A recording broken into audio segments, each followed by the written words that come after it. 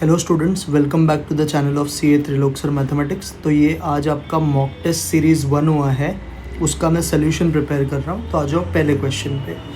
4 का क्यूब, तो what is 4 का क्यूब? 64।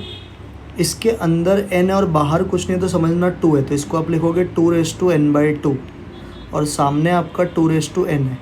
अभी मैं क्या करता हूँ, 64 को मुझे पता है कि 2 का पावर 6 बोल सकते हैं, और ये 2n/2 है और सामने 2 कितना है n। इंडाइसेस में बेस सेम होता है तो पावर ऐड हो जाता है, तो ये 6 + n/2 हो जाएगा, सामने 2n है। तो वी कैन से, यहाँ से हम क्या बोल सकते हैं, बोलो सर। यहाँ से आप बोल सकते हो 6 + n/2 will be equal to n। तो यहाँ से 6 will be equal to n - n/2।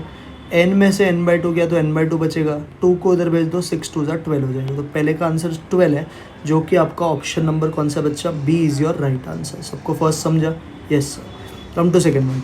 Value of x जो इसको सेटिस्फाई करेगा, पहले सारे टर्म को इधर भेजो। x² + 9x -4x इधर आके +4x हो जाएगा, +18 -6 = 0। तो ये आ गया x² + 13x + 12 = 0, बराबर है। अभी इसके दो फैक्टर्स बताओ सर। 12 × 1 = 12 होता है, तो एक होगा x + 12, एक होगा x + 1, this is equal to 0। तो यहाँ से एक x का आंसर -12 आएगा, एक x का आंसर -1 आएगा।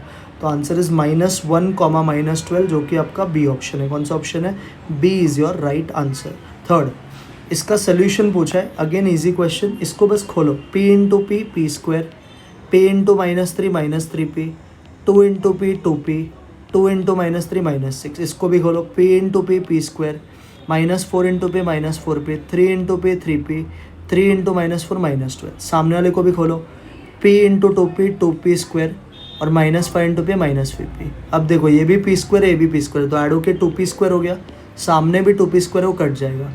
-3p -4p कितना हो गया? -3p और +3p भी कट जाएगा, तो बचा क्या? -4p और 2p। 2p में से 4p गया तो -2p, -6 -12 इज -18, सामने है -5p। अब ये माइनस को इधर भेजो, 5p में से 2p गया तो 3p, ये 18 इधर आ जाएगा। 3p अगर 18 है तो p का वैल्यू 6 आएगा। p का वैल्यू क्या आएगा आपका? 6 आएगा, जो कि ऑप्शन ए में, जो कि ऑप्शन ए में। सबको थर्ड भी समझा? Yes sir. Come to fourth. Denominator of a fraction exceeds the numerator by 7। आपको बोला है कि जो डिनोमिनेटर है फ्रैक्शन का, वो न्यूमरेटर से 7 ज़्यादा है। अगर आपने 2 ऐड किया डिनोमिनेटर में, तो नया फ्रैक्शन 3/4 आएगा। नया फ्रैक्शन क्या आएगा आपका? 3/4। तो अगर अपन इसको ऑप्शन से करने को ट्राई करें तो भी आपका काम हो जाएगा। आपको क्या करना है, ऑप्शन में देखना है। देखो ये 7 से बड़ा है नीचे वाला, इसमें 7 का डिफरेंस है ना नीचे में। अगर मैं डिनोमिनेटर में 2 ऐड किया तो ये 15/24 हो जाएगा।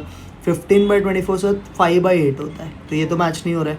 सेकंड देखो, क्या इसमें भी 7 का डिफरेंस है? सर ये 7 ही रहेगा। 14 में 2 ऐड करो 16, सर ये भी 3/4 के बराबर नहीं है। तीसरे ऑप्शन में हो, 9 और 16 में 7 का डिफरेंस है, तो 9 ऐसे रहेगा। 16 में 2 ऐड करोगे तो 18। 9/18 बच्चा क्या होता है? 1/2। क्वेश्चन ने कितना बोला है? 3/4, ये भी नहीं हो रहा है। लास्ट 11 और 18 में 7 का डिफरेंस है। 11 को कुछ मत करो, अभी 18 में 2 ऐड करने वाला, तो ये 20 होता है, तो ये भी 11/20 हो रहा है। तो कोई भी ऑप्शन इससे मैच नहीं हो रहा है, बिकॉज ओरिजिनल फ्रैक्शन जो है उसमें डिनोमिनेटर न्यूमरेटर से 7 बड़ा होना चाहिए। तो डिनोमिनेटर न्यूमरेटर से 7 बड़ा हो रहा है, 2 अगर डिनोमिनेटर में ऐड किया तो फ्रैक्शन नया 3/4 होना चाहिए। तो 3/4 तो कोई नहीं हो रहा है, बिकॉज ये 15/24 हो रहा है, जो कि आपका 5/8 होता है। ये वाला भी नहीं हो रहा है। ये वाला भी अगर आप देखोगे तो 9/18 होता है, जो कि हाफ हो रहा है, और ये भी पॉसिबल नहीं है। तो इसका जो आंसर है ना, उसमें मिस्टेक है। इसके ऑप्शन सारे रॉन्ग है, ऑप्शन आर रॉन्ग। समझा fourth one? Yes sir. Come to fifth question में इसे क्वेश्चन को करने का ट्रिक होता है, 6 6 6 बार बार है ना, तो 6 के 2 फैक्टर ढूंढो, एक 3 आएगा और एक 2 आएगा कॉन्जिक्यूटिव। अगर बीच में प्लस है ना, तो आपका आंसर इज बड़ा फैक्टर। तो बड़ा फैक्टर क्या है? 3, तो आंसर इज 3। सिंपल। 6th में लॉग है सारे, तो जब लॉग के में प्लस होता है तो वो इंटू हो जाता है, तो ये हो जाएगा log PQ/QR into Q²/PR into R²/PQ। अब क्या आपको एक चीज़ समझना है, सारे अंदर वाले कट के ना 1 हो जाएगा, और log 1 क्या होता है बच्चा? सर log 1 इज 0, तो आंसर इज डी। 6, एक बैग में 25 पैसे का कॉइन है, 10 पैसे का कॉइन है, 5 पैसे का कॉइन है, रेशियो है 3:2:1। पैसे का वैल्यू 40 है, आपको 5 पैसे का कॉइन पूछा, तो पैसे के वैल्यू के लिए पैसे में कन्वर्ट करो। 25 पैसा मतलब 0.25, और 3 कॉइन से उसके तो 3x। 10 पैसे मतलब 0.10, उसके 2 कॉइन से तो 2x। 5 पैसा मतलब 0.05, उसका एक कॉइन है तो 1x, इन सब का टोटल करोगे तो 40 आएगा। तो ये हो गया 0.75x, ये हो गया 0.20x, ये हो गया 0.05x, इन सब का टोटल 40 है। इसका टोटल है ना x ही होता है, तो x इज़ 40। अब नंबर ऑफ कौन सा बोला है, 5 पैसा, 5 पैसे का कॉइन 1 ही था ना, तो इसका आंसर 40 आएगा। क्या आएगा इसका आंसर 40। 8th वन, इसमें बच्चा सिंपल आप ऑप्शन डाल के चेक कर सकते हो। 2x, 3y, 5 7। अगर मैं 4 डालूँ तो 2 का पावर 4 16, 3 का स्क्वायर 9, 5 5, तो 9 5 45, 45 इंटू अगर आप 16 करोगे 6 5 30 है, 270 और 450 ये होता है। तो करेक्ट आंसर है बच्चा 4 to 1। क्या आंसर आएगा 4 to 1। क्लियर। 9th में बोला है मैन को एक लेंथ को 3 टुकड़े में बांटना है, टोटल 91 है। सेकेंड लेंथ जो है वो 3 centimetre longer than the shortest है, तो शॉर्टेस्ट को अगर अपन x माने तो सेकेंड लेंथ जो है वो आ जाएगा 3 सेंटीमीटर लॉन्गर, मतलब 3 + x, और जो थर्ड लेंथ है वो ट्वाइस द शॉर्टेड है, मतलब 2x। तो अपने को पता है कि इन तीनों का जो टोटल होगा वो 91 के बराबर होगा। x + 3x + x + 2x will be 91, so this is 4x + 3 है 91 है, तो यहाँ से 4x विल बी 88, तो x विल बी कितना बच्चा 22, तो योर आंसर इज 22। क्या आएगा आंसर 22, जो कि ऑप्शन डी में है। नेक्स्ट, एक लेबर को अपन 2 वेज में पैसा पे करते हैं, 600 रुपया fix 50 per hour, 170 per hour. तो देखो जो फिक्स्ड है वो तो फिक्स्ड रहेगा, पर आवर को हम x मान लेते हैं जितना घंटा काम किया, तो 600 + 50x, सेकेंड पर आवर है तो 170x, तो 600 170x में से 50x गया तो 120x, तो यहाँ से x का वैल्यू 5 आएगा, तो 5 पे दोनों इक्वल आएगा। बट क्वेश्चन ने बोला है बेटर वेज कब मिलेगा, तो बेटर वेज 6 पे मिलेगा, 5 पे नहीं मिलेगा। तो 11 सुनो, एक प्रोडक्ट बनाने को 3 घंटा है, दूसरे को बनाने का 5 घंटा है, तो 3x + 5 है। टाइम कभी भी लेस देन इक्वल टू होता है, तो 3x + 5 है लेस देन और इक्वल टू 220, और कंस्ट्रेंट्स ये होना चाहिए। 12 49:68 में क्या ऐड करें कि नया रेशियो 3:4 आएगा, तो 49 और 68 में दोनों में x ऐड करो, नया रेशियो 3/4 आना चाहिए, क्रॉस मल्टीप्लाई करो। 4 × 49 is 196, 4 × x is 4x, 3 × 68 is 184, 3 × x is 3x। 196 में से 184 गया तो 3 × 68 इज 204 होता है, 3 × 68 इज 204, तो 204 और 196 का डिफरेंस 8 का होता है, तो आप 8 ऐड करोगे। कितना ऐड करोगे बच्चा 8। सीधा सीधा लिखा है future value of annuity of 1000 रुपया मेड एनुअली फॉर 7 years। तो ये बेसिकली FVA का सम है, नॉर्मल सम है। व्हाट इज FVA का फॉर्मूला बच्चा, C/I bracket 1 + i raise to n - 1। तो आपका C है 1000, I बोला है 16%, तो 0.16 ब्रैकेट 1.16 रेज टू 7 माइनस कितना बच्चा 1। तो आप कैलकुलेटर पे करो, 1.16 रेज टू 7 निकालो, 1.16 रेज टू 7 जो भी उधर दिया भी है, देखो 1.16 रेज टू 7 निकालो सब लोग, फिर इसमें से -1 करना, फिर मल्टीप्लाई बाय 1000 करना, फिर डिवाइड बाय 0.16 करना, तो आपका आंसर आएगा 11,413.75 के आसपास आएगा। तो we can mark option A as correct answer. Next, discounting rate 7% है, ग्रोइंग फॉर एवर है, तो ये परपेचुइटी का सम है। व्हाट इज ग्रोइंग परपेचुइटी का फॉर्मूला सर, C/I - G। तो आपको हर साल 500 रुपया चाहिए, तो C 500 है। इंटरेस्ट रेट 60% है तो 0.07, ग्रोइंग रेट 5% है तो 0.05, तो आपको करना है 500 डिवाइड बाय 0.02। एक बार बच्चा कर 500 डिवाइड बाय 0.02, तो आपका जो करेक्ट आंसर आएगा होगा 25,000। कितना आएगा 25,000। सो 25,000 इसमें डी ऑप्शन है, तो D is your right answer. Clear. Next, Rajesh deposited 3,000 at the start of each quarter in the savings account. तो स्टार्ट मतलब बेसिकली बिगिनिंग का बात चल रहा है, तो हर क्वार्टर के बिगिनिंग में 3,000 रुपये डालता है। If the account earn 5.75 interest compounded quarterly, तो अपने को क्वार्टरली रेट बनाना पड़ेगा। How much money will have eight the end of कितना साल, एट द एंड ऑफ 4 साल। तो ये बेसिकली FVA' का सम है। FVA' का फॉर्मूला होता है C/I bracket 1 + i another bracket 1 + i raise to n कितना -1। अभी C तो देखो 3,000 है। रेट के लिए आप क्या करोगे बच्चा, जो रेट होगा यहाँ पे ना वो होगा 400 से डिवाइड, 5.75 डिवाइड बाय 400। तो अगर आप करते हो 5.75 डिवाइड बाय 400, तो ये आपको आएगा 0. दिया भी है 0.014,375। तो यहाँ पे मैं लिखता हूँ 0.014375, ये दिया है। ये हो जाएगा 1.014375, और ब्रैकेट में हो जाएगा 1.014375 रेस टू, अब एक साल में अगर 4 बार मिलेगा तो 4 साल में कितने बार मिलेगा बच्चा, 16 बार। तो रेस टू क्या करोगे 16 माइनस 1। अभी कैलकुलेटर पे सॉल्व कैसे करने का, पहले तो निकालो 1 पॉइंट, उधर देखो उसका वैल्यू दिया है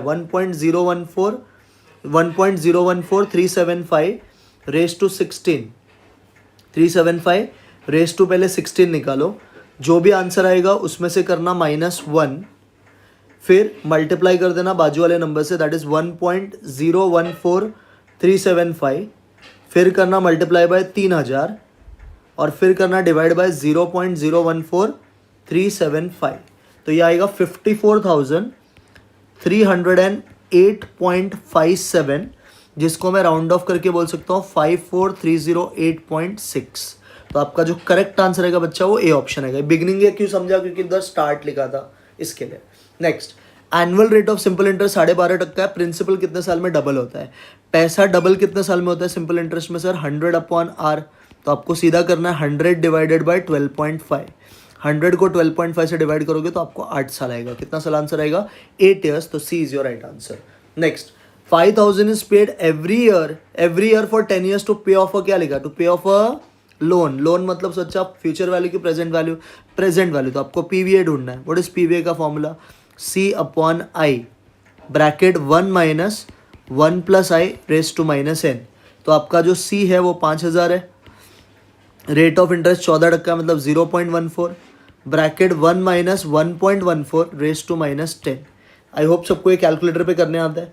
पहले आप ढूंढोगे 1.14 रेस टू 10, चाहिए तो एक बार बता देता हूँ। देखो यहाँ पे कैलकुलेटर पे आओ, पहले आप ढूंढने का 1.14 रेस टू 10, तो 1.14 रेस टू 10 निकालो।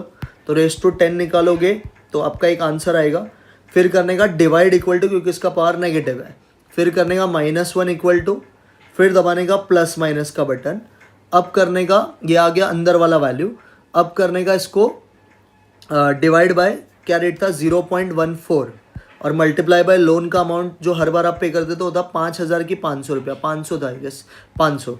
तो ये आएगा 26,080, 5,000 था शायद, तो 26,080 आता है आंसर। तो 26,080 रुपीज़ आएगा। देखो है ऑप्शन में 5,000 था, तो 26,080.55 इज योर राइट आंसर। तो correct answer is B option. समझा। Next, 8,800 is invested at the end of every month. बच्चा हर मंथ डाला तो ये सी हो गया। 6% per year, but compounding quarterly है। क्वार्टरली जब भी दिखा तो दो चीज़ बदल देने का, आई का फॉर्मूला होता है R/1200, एन का फॉर्मूला होता है 10/12। तो पूरे साल का रेट 6%, तो 6/1200 अगर आप करोगे तो आपको आएगा 0.005। एन देखो सीधा बोला after how many payments, 10th payment, तो एन की सीधा वैल्यू 10 दे रखा है, 10 पेमेंट के बाद ही पूछा है। फ्यूचर वैल्यू ऑफ एन्युटी पूछा, मतलब ढूंढना क्या है, FVA। क्या होता है FVA का फॉर्मूला, C, तो C है 800। आई की जगह पे क्या लिखोगे 0.005, ब्रैकेट 1 प्लस आई मतलब 1.005 रेस टू 10 -1। जरा सब लोग ढूंढो, करो जरा। 1 पॉइंट, मैं अपने कैलकुलेटर पे इधर कर रहा हूँ, तुम भी करो। 1.005 raise to 10 -1 multiplied by 800 divide by 0.005। तो ये आएगा 81, मुझे आ रहा है 8182.42, ये मुझे आंसर आ रहा है। तो क्लोजेस्ट आंसर के हिसाब से we can mark D option. मैं एक बार फिर से चेक कर लेता हूँ, जो क्वेश्चन ने वैल्यू दिया ना वो लेता हूँ। 1.0511 -1 इंटू 800 डिवाइड बाय 0.005। क्वेश्चन का जो वैल्यू है ना, अगर यही लेंगे ना तो अपना 8176 एग्जैक्ट आता है। तो ये आंसर 18th का। Clear. 19, certain sum of money was borrowed at simple interest to 2688 in 3 years, 2784 in 4 years। Rate पूछा है। तो एक आपने पैसा बोरो किया था, 2688 बन गया हो 3 साल में, तो ये आपका A1 है, ये आपका T1 है, ये आपका A2 है और ये आपका T2 है। तो प्रिंसिपल ढूंढने का मैंने एक शॉर्टकट सिखाया था, याद है, A1 T2 माइनस क्या A2 T1 divided by T2 minus T1। तो अपन यहाँ पे करेंगे 2688 इंटू 4 माइनस 2784 इंटू 3, और नीचे 4 में से 3 गया तो एक ही आएगा। ज़रा करो 2688 इंटू 4, तो ये आता है 10752, और 2784 इंटू 3 करो, ये आएगा 8352। दोनों को सब्ट्रैक्ट करो तो 10,752 -8,352 अगर आप करोगे तो ये 2,400 आता है, तो 2,400 रुपये आपका प्रिंसिपल आ गया। अब आप कोई भी एक डेटा को ले लो, हम फर्स्ट वाला लेते हैं। व्हाट इज अमाउंट का formula in compound interest, simple interest, A is equal to P 1+RT। तो आपका जो ये अमाउंट है वो 2688 है। प्रिंसिपल तो देखो 2400 है, 1 तो 1 रहता है, रेट ढूंढना है तो R/100 लिख देने का। ये कितने साल में होता है? 3 साल, तो ये 3 आएगा। अब कैलकुलेटर पे क्या करो, 2688 को 2,400 से डिवाइड कर दो, तो ये आएगा बच्चा 1.12 is equal to 1 plus what is 3 into R, 3R/100। 1.12 से 1 गया तो 0.12 इज इक्वल टू 3R/100। तो अब इसको आप सॉल्व करो, आर ढूंढने के लिए क्या करोगे, 0.12 इंटू 100 डिवाइड बाई 3, तो ये आएगा बच्चा 4। तो कितना रेट आया? 4% is your rate of interest. तो कौन सा ऑप्शन है? A is your right answer. समझेगा? 19, yes sir. 20, Ravi made an investment of 15,000 scheme, at the time of maturity amount was 25,000 और CAGR आपको दिया है, तो आपको बोला अप्रोक्सीमेट ईयर बताने के लिए। अभी इसको कैसे करोगे वो समझो। तो आपको ये वाला फॉर्मूला सबको पता है, A is equal to P 1+I/n। आपका अमाउंट है 25,000, प्रिंसिपल कितना था? 15,000, रेट 8.88 दिया, तो 1 में अगर आप 8.88% ऐड करोगे तो 1.088 आएगा। रेस टू n आपको पता नहीं है। अब कैलकुलेटर पे क्या करने का, 25,000 को 15,000 से डिवाइड करके लेने का।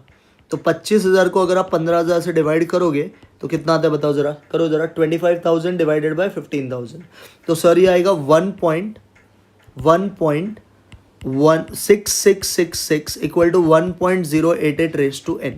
अब कैलकुलेटर पे क्या करने का बच्चा, 1.088 रेस टू n टाइप करने का, 1.088 टाइप करने का, इनटू का बटन दबाने का और इक्वल टू तब तक करने का जब तक 1.666 नहीं आएगा।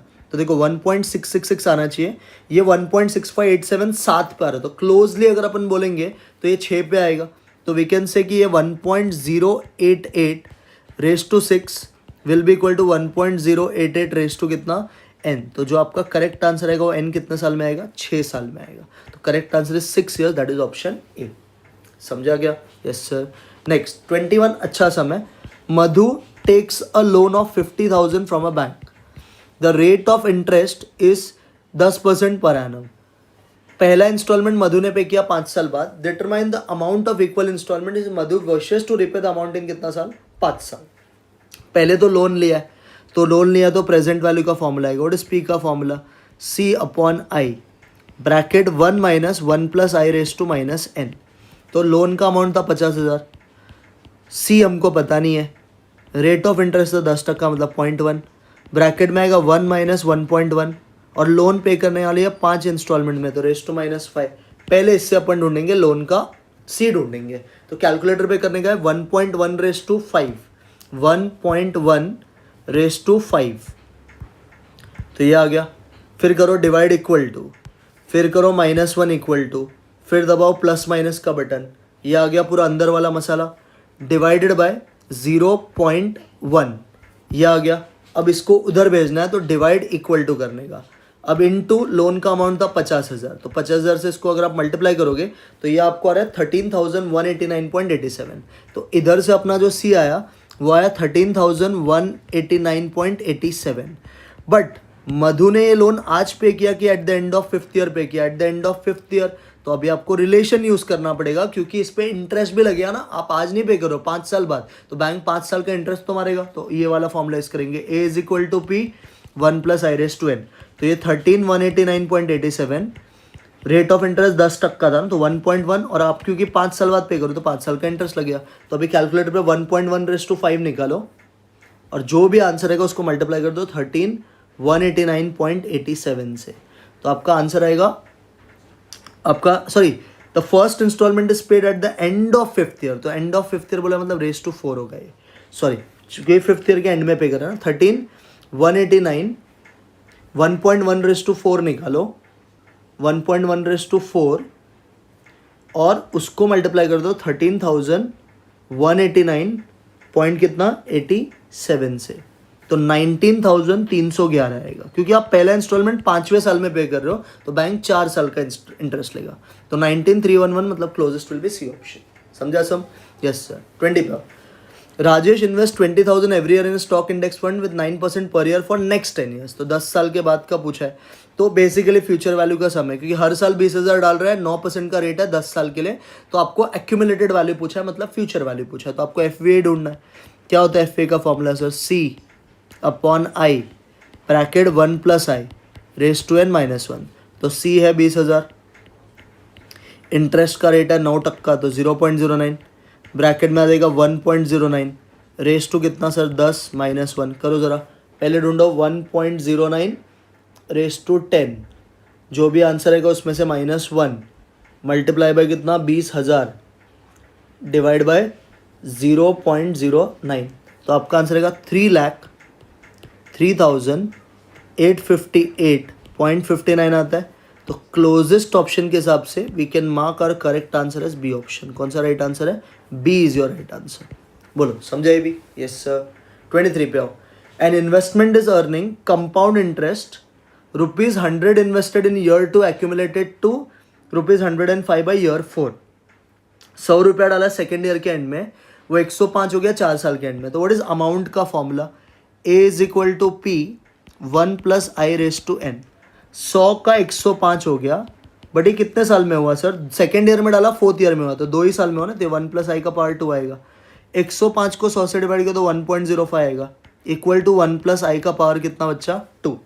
अब मैं क्या करता हूँ, ये जो 2 है ना, इसको इधर भेज देता हूँ, तो ये हो जाएगा 1.05 रेज टू कितना बच्चा? Half, and this is equal to 1 + कितना? I। मुझे ये मिल गया।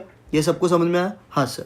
अब बोल रहे हैं अगर आप 500 रुपये इन्वेस्ट करोगे ईयर 5 में, तो ईयर 10 में कितना होगा? मतलब 5 साल के अंदर वो कितना होगा? वापस सेम ही फॉर्मूला यूज करना है। A is equal to P 1 + I raise to बच्चा कितना? N। तो अभी A अपने को ढूंढना है, P दिया है 500 रुपया, 1 + I विल बी 1 + I रहेगा, सॉरी, और रेज टू ये 5 साल में होने वाला है। बट आपको 1 + I का वैल्यू पता है। क्या है 1 + I का वैल्यू सर? 1 + I का वैल्यू है 1.05 रेज टू हाफ इंटू कितना बच्चा? 5। तो इसको कैसे करते हैं कैलकुलेटर पे? सब लोग ये समझो, पहले आप ढूंढोगे 1.05 रेज टू हाफ, तो 1.05 रेज टू हाफ, हाफ का मतलब होता है रूट का बटन दबा देने का।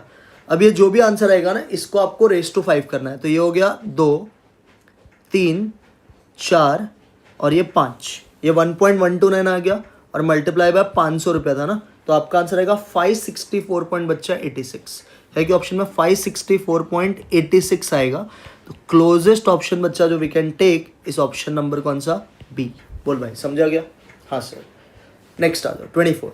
N investor is saying to pay off an obligation of 15,250 which will be due in how many years? 7 years. तो ये पैसा 7 साल बाद ड्यू है, मतलब ये अमाउंट है। रेट ऑफ 7 साल है, मतलब n का वैल्यू 7 है, या t बोल सकते हो या n बोल सकते हो, t 7 है, और रेट ऑफ इंटरेस्ट है 7.5%, मतलब 0.075। आपको बेसिकली पूछ रहा है प्रिंसिपल, तो अमाउंट का फॉर्मूला यूज करेंगे। a is equal to P 1 + क्या बच्चा? RT। तो आपका a जो है वो है 15,250, प्रिंसिपल मिसिंग है, 1 + RT, R है 0.075 और 10 और है 7। तो कैलकुलेटर पे पहले करो 0.075 इंटू 7, जो भी आंसर आएगा उसमें 1 ऐड कर देना, तो ये 1.525 आएगा। तो 15,250 is equal to P into ये है 1.525। तो 1.525 से इसको डिवाइड किया तो आपको आएगा 10,000। कितना रुपया आएगा? तो 10,000 रुपये is basically your principal, that is C option. समझा? Yes sir. 25। The value of scooter is 1 lakh, depreciation का रेट 10% है, value at the end of कौन सा ईयर मांगा है? 7 ईयर्स। तो depreciated value at the end of 7 साल के बाद मांगा है, तो 7 साल के बाद मांगा है ना, तो आपको शॉर्टकट यूज कर सकते हो, 1 - R% into V equal to button दबा देना 7 बार। कितनी बार दबाओगे? 7 टाइम्स। तो आपका डेप्रिसिएशन का अमाउंट पूछा है ना, तो कैसे करोगे देखो, बता दो। पहले आप करना 1 - 10% इंटू 1 लाख और इक्वल टू का बटन दबाना 7 बार। एक बार करते हैं हम, 1 - 10%,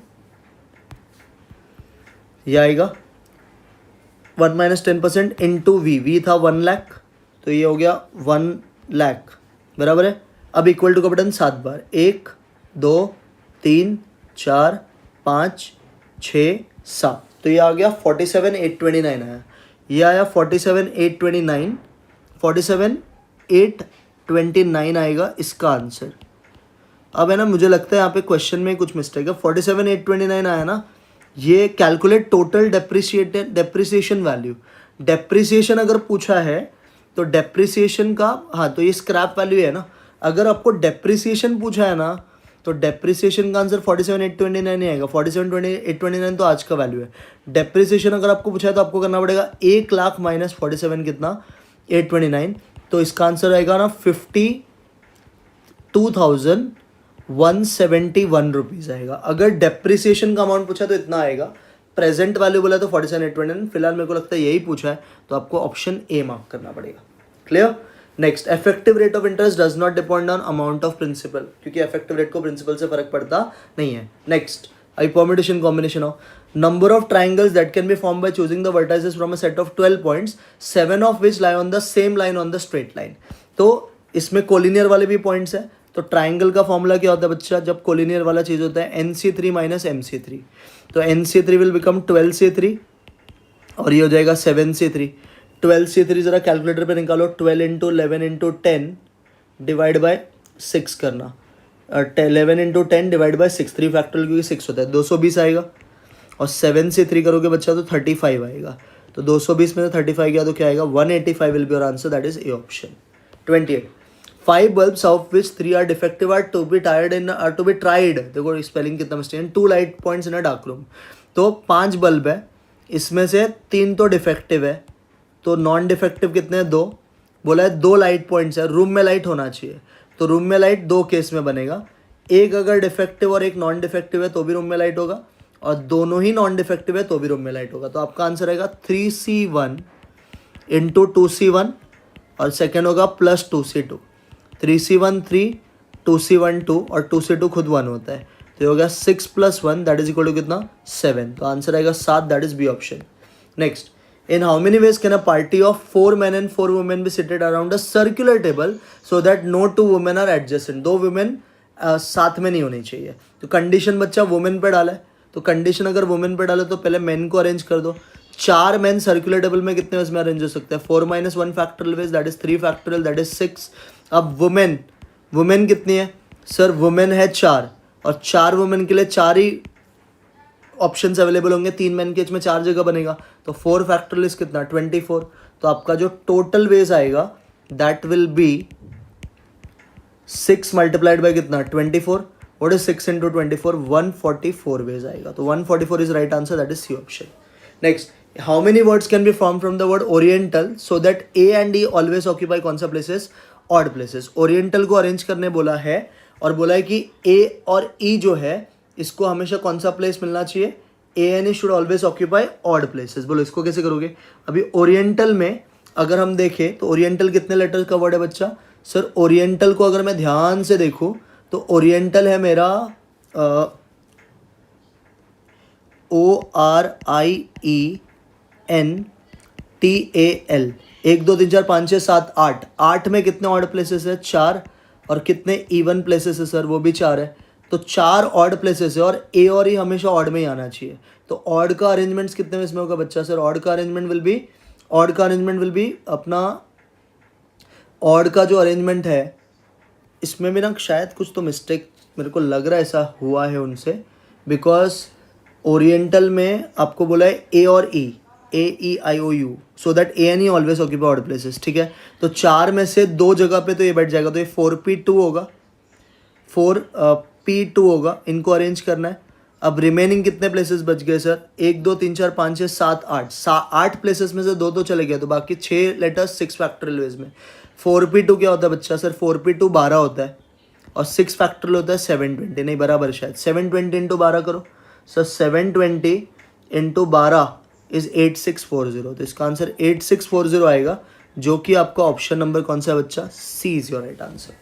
next, number of ways of painting the face of a cube. The number of ways of painting the face of a cube बोला आपको. तो फेस ऑफ अ क्यूब को पेंट करना है बाय 6 डिफरेंट कलर्स बोला है. तो जब भी फेस ऑफ अ क्यूब को पेंट करना है ना तो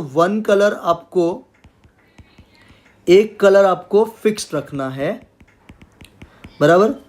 और बाकी जो अपोजिट फेसेस है उनके लिए यू विल हैव 5 ऑप्शंस. कितने ऑप्शंस होंगे उनके लिए 5 वेज होगा. और जो लैटरल फेसेस होंगे, लैटरल फेसेस आजू बाजू का, उसके लिए you will have 4 minus 1 factorial ways, that is 6 ways होगा। तो इसका जो आंसर आता है ना, 5 इंटू कितना आता है 6, दैट इज 30 वेज। समझा गया? क्यूबॉइड है ना, तो एक तो फिक्स्ड रखोगे, अपोजिट वाले जो भी है उनके लिए 5 और कलर्स अवेलेबल है और 5 ही है, तो 5 फैक्टरल वेज में 5 वेज में होगा। और जो रिमेनिंग 4 है ना, क्योंकि वो सर्कुलर, लैटरल मतलब वो सर्कुलर है, तो सर्कुलर के लिए वी डू n-1 फैक्टोरियल, तो इसका आंसर 30 आना चाहिए, जो कि ए ऑप्शन है। नेक्स्ट एपीजीपी आओ। Sum of an AP whose first term is -4, तो फर्स्ट टर्म मतलब t1 दिया है और लास्ट टर्म मतलब tn दिया है और SN भी दिया है 17171, आपसे n पूछा है।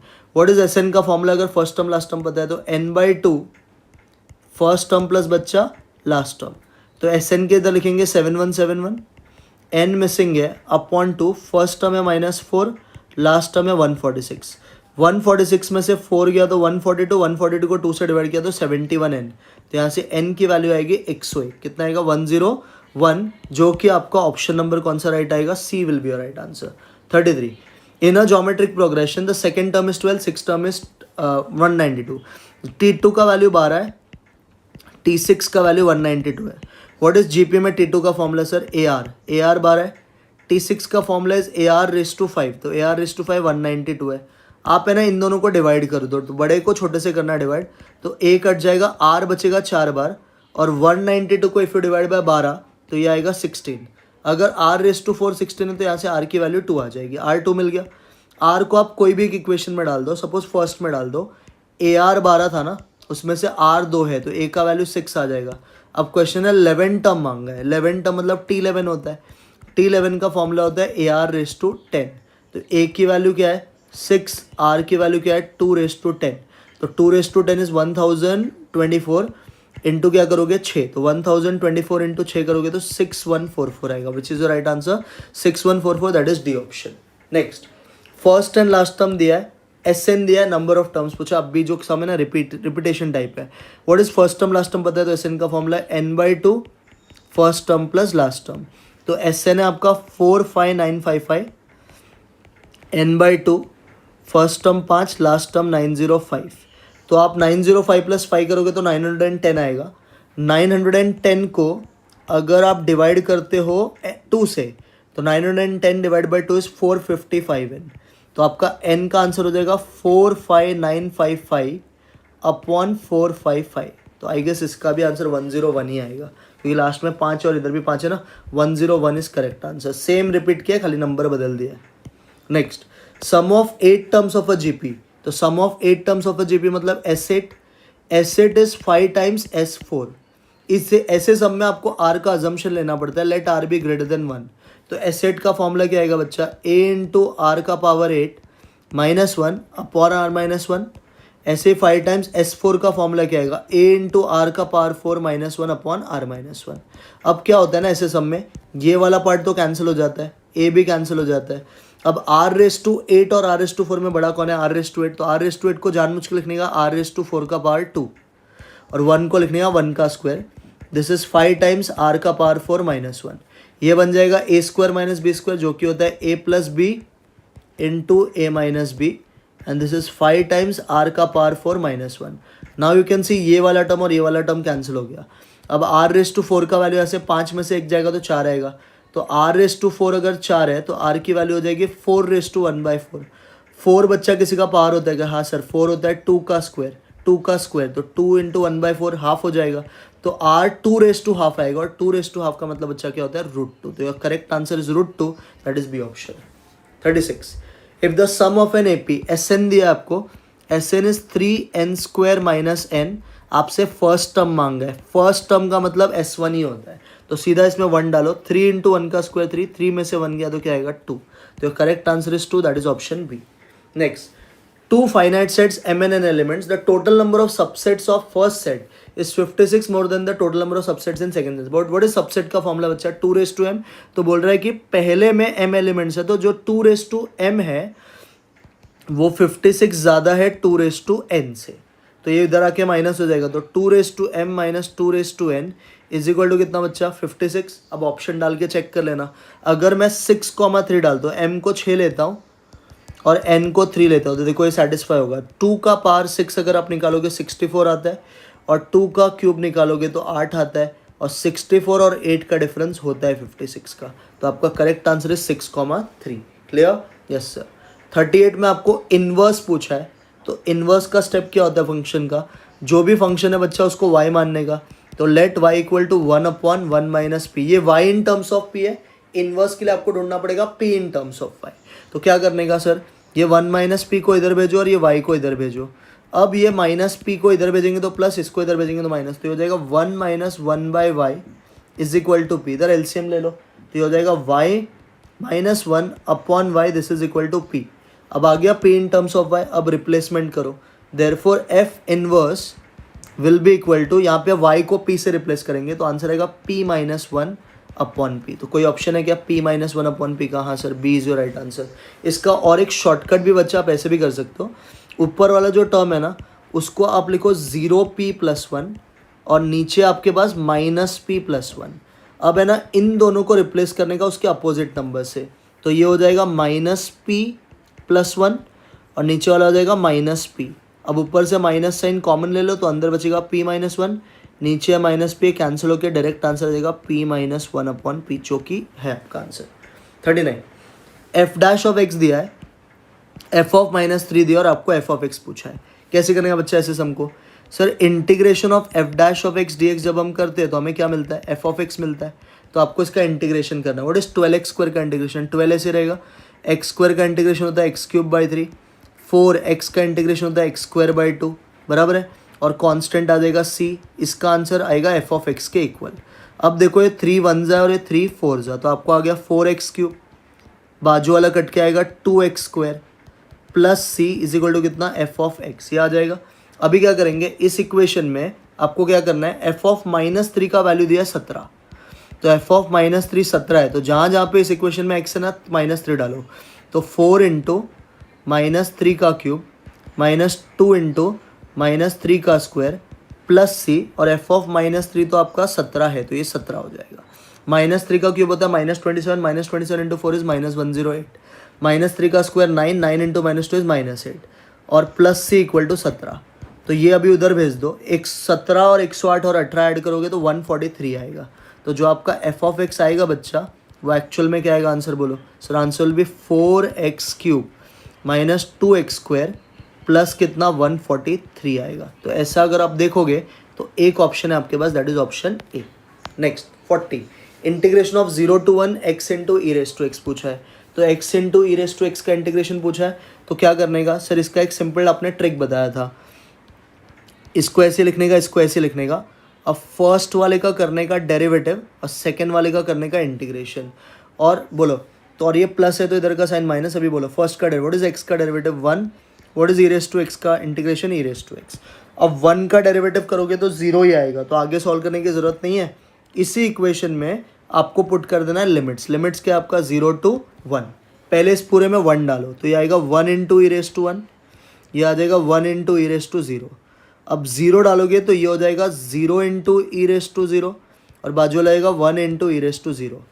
e⁻1 e होता है तो ये e आ गया, e⁻0 1 होता है, बट 1 इंटू 1 1 होता है, तो ये e-1 हो गया।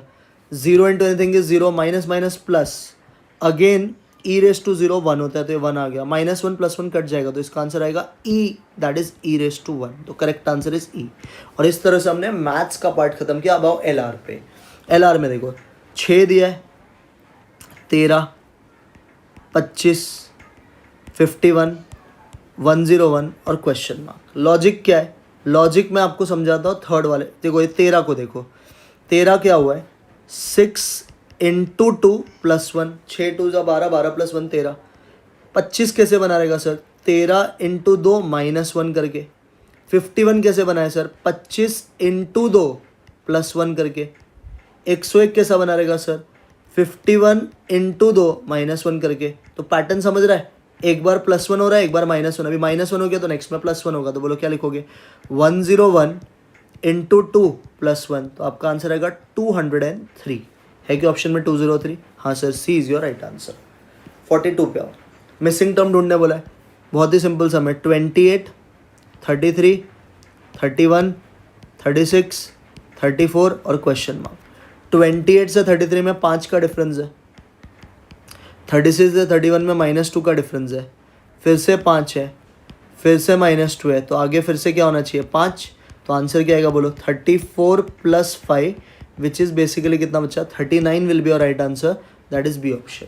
नेक्स्ट, टीचर का कोड दिया, चिल्ड्रन का पूछा है, तो टीचर के कोड से पहले डिकोड करते हैं। टीचर को देखो जरा ध्यान से, STUV, तो 2 का गैप है, ई के बाद आता है F बट G लिया है, तो एक एक छोड़ के मतलब +2 किया है ना, तो अब ये चिल्ड्रन में भी +2 कर दो। तो चिल्ड्रन में अगर इफ़ यू डू +2, ये लेटर्स में इफ़ यू डू +2 तो क्या आएगा सर, C का हो जाएगा E, H का हो जाएगा J, I का हो जाएगा K, L का हो जाएगा N, D का हो जाएगा F।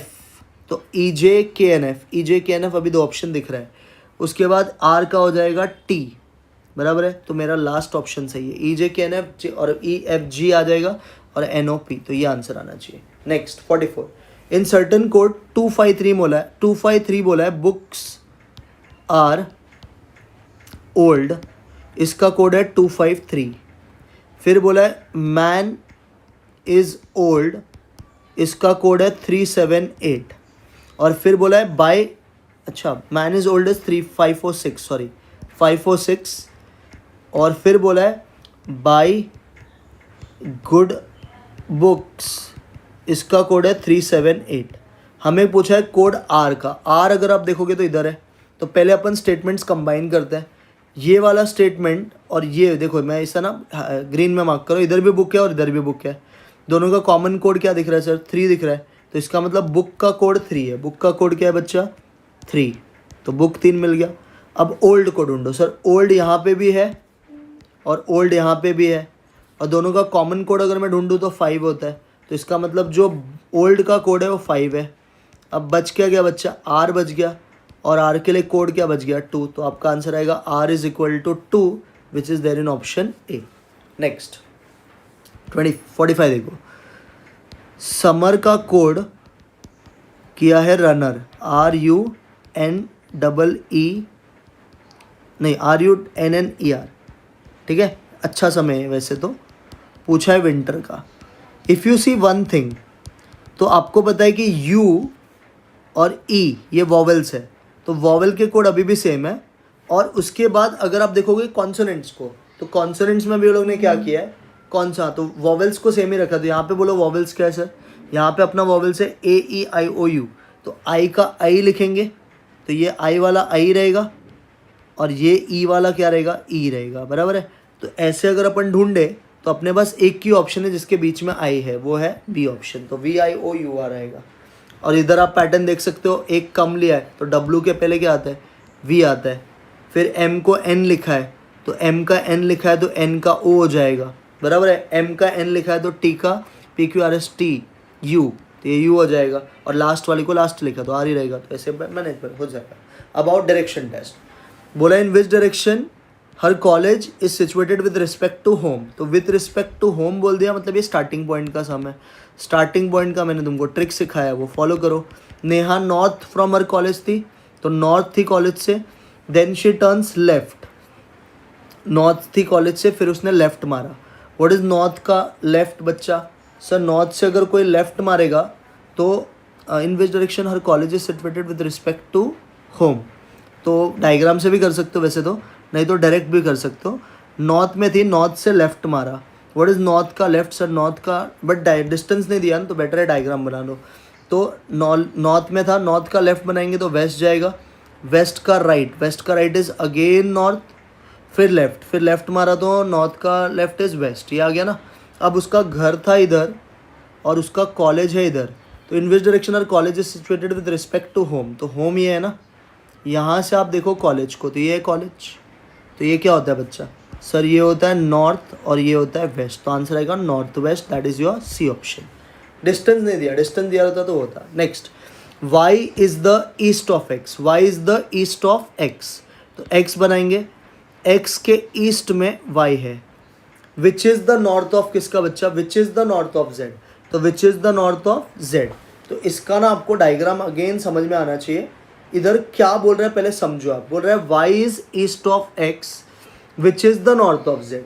तो y अगर ईस्ट ऑफ x है तो ये बन गया y x के आगे आ जाएगा। उसके बाद बोला है क्वेश्चन में विच is the north of Z and p is the south of Z. p is the क्या बोला क्वेश्चन है, साउथ ऑफ जेड। अभी आगे ये इंपॉर्टेंट है, विच is the north of Z मतलब ये जो x है ना, x x x ये नॉर्थ ऑफ जेड। तो अगर x नॉर्थ ऑफ जेड है तो z साउथ में रहेगा, बराबर है। फिर बोला है p is the south of Z, तो p is the south of Z मतलब p इसके नीचे ही आएगा। अब क्वेश्चन ने क्या पूछा, in which direction of y is p। तो y के किस डायरेक्शन में p है, तो y इधर है। आप p को देखो, p इधर आएगा। तो ये क्या है बच्चा, सर ये होता है ईस्ट, सॉरी ये साउथ और ये वेस्ट। तो आपका आंसर आएगा south west, that is D option. Next, 5 villages PQRST are situated close to each other. P is the west of Q. P is the west of Q. तो P is the west of Q, तो Q east में रहेगा, तभी तो P waste आएगा ना। हाँ sir. R is the south of P. R is the south of P. तो R is the south of P मतलब R नीचे की तरफ रहेगा। T is the north of Q. तो T is the north of Q मतलब T ऊपर है। S is to the east of T. तो ये S हो गया, डायग्राम बन गया। बोला है then R is in which direction with respect to S. R का डायरेक्शन पूछा है इन रिस्पेक्ट टू एस। तो आर को यहाँ से आप देखोगे ना, तो यहाँ पे ये, तो ये क्या होता है बच्चा, अगेन ये सर साउथ और ये वेस्ट, तो answer will be south west. समझा, यस। नेक्स्ट बोला है कि साउथ वेस्ट का नॉर्थ बन गया, साउथ वेस्ट का नॉर्थ बन गया। बच्चा साउथ वेस्ट होता किधर है, सर ये साउथ वेस्ट होता है। साउथ वेस्ट का नॉर्थ बन गया मतलब ये ऐसे घुमा रहेगा, ऐसे घुमा मतलब ये कितना गया सर, 135 डिग्री क्लॉकवाइज गया। तो आपको अभी पूछ रहा है नॉर्थ ईस्ट का, तो सेम वे इसका भी करने का। सर नॉर्थ ईस्ट किधर होता है, नॉर्थ ईस्ट सर यहाँ पे होता है। इधर से आप 135 डिग्री क्लॉकवाइज जाओ, तो इधर से 135 डिग्री क्लॉकवाइज जाओगे तो इधर आएगा। तो ये बेसिकली बच्चा क्या होता है, साउथ होता है। तो आपका answer will be south, that is C option. Next, 12:30 पे आर हैंड, 12:30 देखो कैसे बजता है, सर ये घड़ी है 12:30। अब जब बजेगा घड़ी में तो ऐसे दिखेगा ना, ये 12:30 होता है। 12:30 पे hour hand is in north direction. तो 12:30 पे जो आर हैंड है नॉर्थ है, तो ये नॉर्थ है, तो ये साउथ है, ये ईस्ट है, और ये कौन है बच्चा, वेस्ट है। बोला है कि इन विच डायरेक्शन विल बी 12:45। 12:45 पे आपका घड़ी ऐसे दिखेगा, 12:45 जब होगा तो कैसे दिखेगा, ऐसे दिखेगा ना, थोड़ा एक की तरफ झुका हुआ होगा। बट मिनट हैंड पूछा है, मिनट हैंड पूछा है तो मिनट हैंड ये होता है। तो आपका answer will B west direction में। समझा, यस सर। अब आओ सिटिंग अरेंजमेंट के क्वेश्चन में। 5 students are standing in a circle. Circle में ध्यान रखने का, Abhinav is between Alok and Ankur. तो यहाँ पे मैं बिठाता हूँ अभिनव को, अभिनव इज बिटवीन किसका, आलोक एंड कौन सा बच्चा, अंकुर। फिर बोला है Apoorva is to the left of Abhishek and Alok is on the left of Apoorva. Alok is on the left of Apoorva. तो Alok is on the left of Apoorva अगर क्वेश्चन ने बोला है तो आपको अपूर्वा को कहाँ पे बिठाना पड़ेगा, पहले ये बताओ। Apoorva is on the left of Abhishek. Abhishek अब तक अपने डायग्राम में आया भी नहीं है। Alok is on the left of Apoorva. Alok जो है वो अपूर्वा के लेफ्ट में है। तो आलोक इधर अगर है तो अपूर्वा को अगर मैं इधर बिठाया तो आलोक का लेफ्ट में अपूर्वा हो जाएगी। बट बोला आलोक खुद लेफ्ट में है अपूर्वा के, तो ये डायग्राम गलत हो जाएगा। इसको अपने को ऐसे बनाना पड़ेगा, ऊपर की तरफ बना लो। ऊपर की तरफ बनाओगे तो इधर कौन आएगा बच्चा, अभिनव। अभिनव को यहाँ पे बिठाते हैं, यहाँ पे आलोक और यहाँ पे कौन बच्चा, अंकुर। अब बना लो, क्या बोला है क्वेश्चन ने, Alok is on the left of Apoorva. तो Alok is on the left of Apoorva, तो अपूर्वा बेसिकली इधर किधर रहेगी, है ना, ये अपूर्वा हो गई। 3 4 5, अपूर्वा इधर किधर रहेगी, तभी तो लेफ्ट आएगा ना, तो अपूर्वा। और फिर क्वेश्चन ने बोला है Apoorva is on the left of Abhishek. Apoorva जो है वो अभिषेक के लेफ्ट में, तो अभिषेक इधर आगे रहेगा, हाँ या नहीं। तो क्वेश्चन ने क्या पूछा है, who is sitting next to Abhinav on his right. तो अभिनव के राइट पे कौन है, सर अभिनव का अगर राइट आपको देखना है तो यहाँ पे देखना पड़ेगा। तो अभिनव के राइट में कौन है, आलोक है, तो इसका आंसर आलोक आएगा, that is D option. Clear. Next, 6 friends ABCDF are sitting in a row facing north. See 6 लोग हैं, सारे नॉर्थ में बैठे हैं। बोला है C is sitting between A and E। तो C is sitting between A and E, तो C is sitting between A and E, ऐसे हो जाएगा। फिर बोला है D is not at the and, ठीक है। B is sitting at immediate right of E, तो B इधर आ जाएगा। बोला है F भी not at the right hand. F not at the right hand है मतलब लेफ्ट हैंड पे तो आ सकता है, but D is sitting third to the left of E, तो E का थर्ड लेफ्ट, ये पहला दूसरा तीसरा, तो यहाँ पे आ जाएगा D। ठीक है, ये भी समझा। अब डी बोला है कि एंड में तो नहीं है, तो 5 लोग हो गए, थे टोटल 6 लोग। बोला था F is not at the right end, मतलब एफ सबसे आगे होगा, ये आपका डायग्राम बनेगा, F D A C E B. ठीक है, हाँ सर। How many person are there to the right of D, तो डी के राइट में कितने लोग हैं, 1 2 3 4, तो 4 आएगा, 4। Who which of the following is sitting to the left of D, तो डी के लेफ्ट में एक ही इंसान है, वो है एफ। फिर बोला है who is to the immediate left of C, तो सी का इमीडिएट लेफ्ट पे कौन है बच्चा, ए आएगा आंसर, मतलब सी का इमीडिएट लेफ्ट पे ए है, मतलब ऑप्शन ए करेक्ट है, समझा ये भी। Next 5 person are sitting on a bench to be photograph, तो 5 पर्सन एक बेंच पे बैठे हैं फोटोग्राफ के लिए। हाँ, अब ये फोटोग्राफ वाला क्वेश्चन ना जरा ध्यान से समझने का।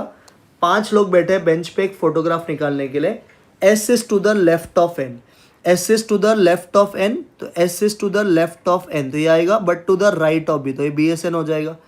M is to the right of N, तो M is to the right of N, ये एम हो जाएगा। और बोला R is between N and M, तो are is between N and M, तो यहाँ पे आपको आर बिठाना पड़ेगा और यहाँ पे एम आएगा। ये बन गया अपना डायग्राम। हाँ, अभी क्वेश्चन ने क्या बोला है, क्वेश्चन ने आपको पूछा है कि determine who is sitting immediate right of R, तो इमीडिएट राइट ऑफ आर जो है, इसके बाद आर का इमीडिएट राइट कौन है बच्चा, सो आर का इमीडिएट राइट जो है बच्चा, वो आपको याद रखना है, आर का इमीडिएट राइट आपका आएगा एम, क्या आएगा, एम आएगा, which is there in option C, समझा। और अगर फोटोग्राफ के पॉइंट ऑफ व्यू से देखोगे ना, अगर फोटोग्राफ के पॉइंट ऑफ व्यू से देखोगे, फोटोग्राफर के पॉइंट ऑफ व्यू से, तो फोटोग्राफर के पॉइंट ऑफ व्यू से इमीडिएट राइट एन होता है, बिकॉज फोटोग्राफर साउथ फेसिंग होता है, हमारे पॉइंट ऑफ व्यू से एम आएगा। Clear, yes sir. उसके बाद आ जाओ नेक्स्ट आ जाओ।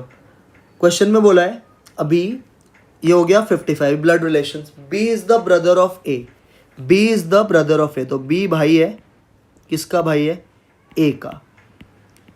Whose only sister, whose only sister, B is the brother of A, whose only sister is mother of किसकी, सी, तो इकलौती बहन है वो सी की, हुज मदर ऑफ सी है, तो बेसिकली ये बहन है उसकी। D is the maternal grandmother of C, तो D is the maternal grandmother of C, तो ग्रैंड मदर ऑफ सी मतलब ए की मम्मी और मैटरनल साइड की है, तो ये डी हो गया।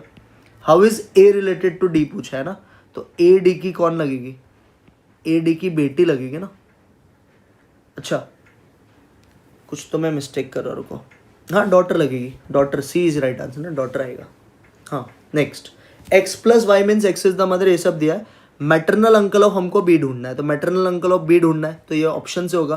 देखो B answer, maternal uncle of B ढूंढना है, पहला ऑप्शन अपन लेते हैं, B plus D into C minus A, तो बी प्लस, प्लस का मतलब है मदर, तो बी जो है वो मम्मी है डी की, इंटू, इंटू मतलब क्या है सर, सिस्टर, तो डी जो है ना वो बहन है सी की। फिर बोला है ए माइनस ए, माइनस का मतलब क्या है, ब्रदर, तो सी जो है वो भाई है ए का। तो क्वेश्चन ने क्या पूछा था, मैटरनल अंकल ऑफ बी ढूंढना है हमको, इधर तो अंकल बनेगा ही नहीं बी का, तो ए वाला ऑप्शन तो रॉन्ग है। सेकेंड वाले पे आओ, सेकेंड है बी माइनस डी परसेंटेज ए, अब इसको बनाते हैं, माइनस मतलब क्या, ब्रदर, तो बी जो है वो भाई है डी का। अब परसेंटेज, परसेंटेज मतलब होता है पप्पा, तो डी जो है वो पप्पा है किसका, ए का। तो अभी क्या बोला था, who is the maternal uncle of B, इधर भी बी का अंकल तो बनेगा ही नहीं, तो बी का अंकल सी या डी ऑप्शन से आएगा। सी वाला ऑप्शन देखते हैं, सी में बोला है A minus C plus D into B, बताओ माइनस का मतलब क्या सर, सर माइनस का मतलब है ब्रदर, तो ए भाई है सी का, प्लस मतलब क्या, मदर, तो सी मम्मी है डी की, बराबर है, और इंटू मतलब क्या है, सिस्टर, डी बहन है बी की। अब पूछा था मैटरनल अंकल ऑफ बी, तो maternal which of the following shows that A is the maternal uncle of B, देखो ना ए अंकल है बी का, यहाँ पे अपन बोल सकते हैं, क्योंकि ये माइनस है मतलब ये मैटरनल साइड से, और ये तो मेरे बच्चे हैं, तो ये इसका अंकल होगा, तो correct answer is C option, समझा। क्वेश्चन 58 देखो, C is the sister of B, तो सी जो है ये सिस्टर है किसकी, बी की। D is the father of A, इसको आप इग्नोर करो। A is the brother of B, तो A is the brother of B मतलब यहाँ पे आएगा, तो ए ब्रदर है बी का। अब क्वेश्चन ने बोला है D is the father of A, तो D is the father of A मतलब डी इधर आएगा, तो डी पप्पा ए का। आगे बोला है D and D R married couples, तो ये पप्पा है तो ये मम्मी होगी, ई इज मैरिड, बराबर है। How is C related to E, तो सी ई की कौन लगती है आपको ये बोलना है। तो देखो ये तीनों जो है इनके बच्चे हैं ना, तो सी उनकी डॉटर है, सी उनकी कौन है, डॉटर। तो करेक्ट आंसर इज 58 का ए ऑप्शन, 58 का right answer is A option. 59 B is the daughter of A. Now B is the daughter of A का मतलब ए ऊपर, बी डॉटर है तो बी नीचे, बराबर। आगे बोला है C is the brother of B, तो C is the brother of B मतलब सी इधर आएगा। फिर बोला है C is the only son of D, C is the only son of D मतलब ये दोनों हस्बैंड वाइफ है बेसिकली, है ना, ये भी समझ गया सबको। आगे बोला है क्वेश्चन ने C and E are married couples, तो ये दोनों मैरिड कपल्स है, बराबर। आगे बोला है क्वेश्चन है F is the only son of E, तो एफ इधर नीचे आएगा, ओनली सन ऑफ ई। अब क्वेश्चन ने पूछा how is F related to A, तो 3 जनरेशन है तो answer will be grandson. क्या आंसर आएगा, ग्रैंड सन। क्या आंसर आएगा, ग्रैंड सन। 60 देखो, pointing to a photograph Vajpayee said he is the son of the only daughter of the father of my brother. ऐसे question को ना last से पढ़ने का, माई ब्रदर मतलब कौन स्टेटमेंट बोल रहा है, वाजपेयी। तो वाजपेयी का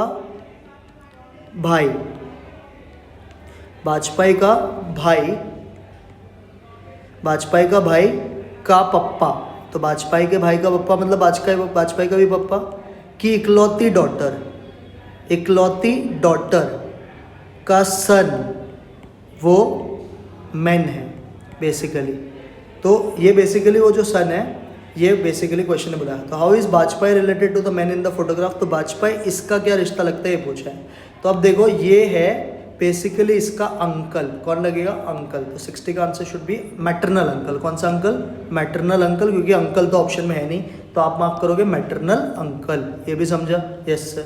61 विच sampling technique is most appropriate when a person wants to ensure that subgroups are proportionately represented। तो मुझे अगर subgroups को भी proportionately मुझे ensure करना है, तो बेसिकली उसके लिए जो सैम्पलिंग लगना चाहिए वो बेसिकली कौन सा लगाओगे, stratified, simple random, multi stage की सिस्टमैटिक, स्ट्रेटिफाइड सैम्पलिंग। कौन सा सैम्पलिंग, स्ट्रेटिफाइड में, क्योंकि हम स्ट्रेटा बनाते हैं डिफरेंट। 62 नॉन प्रोबेबिलिटी सैम्पलिंग को और क्या बोलते हैं, नॉन प्रोबेबिलिटी को बच्चा बोलते हैं पर्पसिव और जजमेंटल सैम्पलिंग। तो 62 का answer is C option. 63 number of sample size of size n out of n without replacement. जब विदाउट रिप्लेसमेंट होता है तो आंसर होता है NCN। क्या होता है आंसर, NCN। 63 का आंसर इज ए।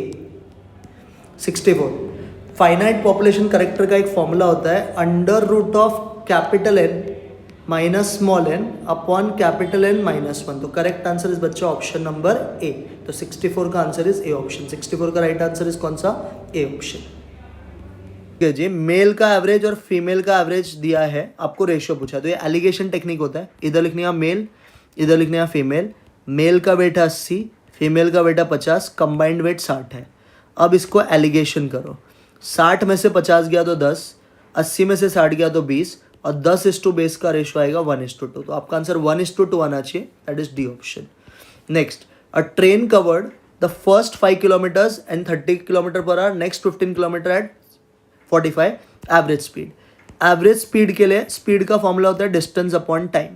तो डिस्टेंस कितना कवर किया, पहले 5 किलोमीटर और फिर 15, तो 20 किलोमीटर। अब ये कैसे ढूंढोगे, पहला 5 किलोमीटर 30 के स्पीड पे, तो पर आवर कितना किलोमीटर गया, पर तो ये करोगे 30/5, है ना।